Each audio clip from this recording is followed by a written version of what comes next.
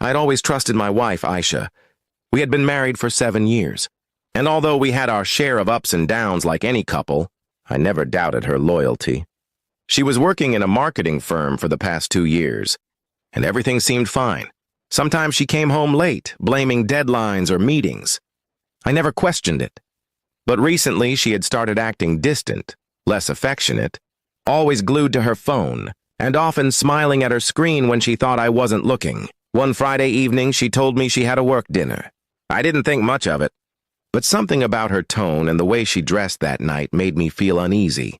She wore a dress I hadn't seen in a while, tight-fitting, more revealing than usual, and she spent nearly an hour doing her makeup. When I asked her why she was dressing up so much, she simply said, "It's a big client meeting.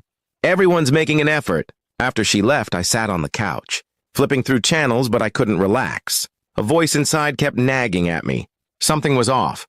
I grabbed my keys and drove to the restaurant she had mentioned just to ease my mind. When I reached, I stayed outside for a bit, debating whether I should go in. Finally, curiosity got the best of me. I walked in and scanned the room. It didn't take long to spot her. She was sitting at a table with a man I didn't recognize. Tall, well-dressed, and clearly comfortable around her. They were laughing, leaning close, and her hand rested on his arm. The way she looked at him, it wasn't professional. It wasn't friendly. It was something else. My heart dropped. I didn't want to jump to conclusions, so I stood behind a pillar, watching. I was hoping for a sign that it was just a friendly conversation. But then she touched his cheek lightly and giggled at something he whispered. I knew then it wasn't just a dinner meeting. It was something more. I walked up behind her, quiet but firm. She didn't notice me at first. I stood directly behind her chair and said, "Aisha." Her body stiffened instantly. She turned slowly, her eyes wide with shock. She looked like she had seen a ghost. Her mouth opened, but no words came out. The man looked at me, confused. "Is everything okay?" he asked. Aisha quickly stood up, her voice shaking. "This is my husband," she muttered. I didn't say anything to him. I just looked at her. That was enough. Her eyes filled with guilt, and she looked down, unable to meet my gaze. We left without saying much. The ride home was silent. She kept trying to explain, saying it was just flirting, that she got carried away, that nothing physical had happened. But in my eyes, trust had already been broken.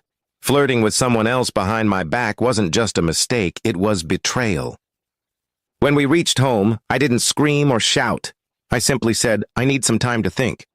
I slept in the guest room that night. I couldn't even look at her. The image of her laughing with him, touching his face, haunted me. I kept asking myself, how long has this been going on? Was it only him, or were there others? The next morning, she begged for forgiveness. She cried and admitted that she had feelings for her coworker, but swore that nothing happened beyond what I saw. She said it made her feel wanted again, that I had been distant too. But blaming me didn't make it right. I might have been busy or tired, but I never flirted with another woman. I never disrespected our marriage. I told her we needed counseling if she wanted to fix things. I didn't want to throw away 7 years without trying. She agreed.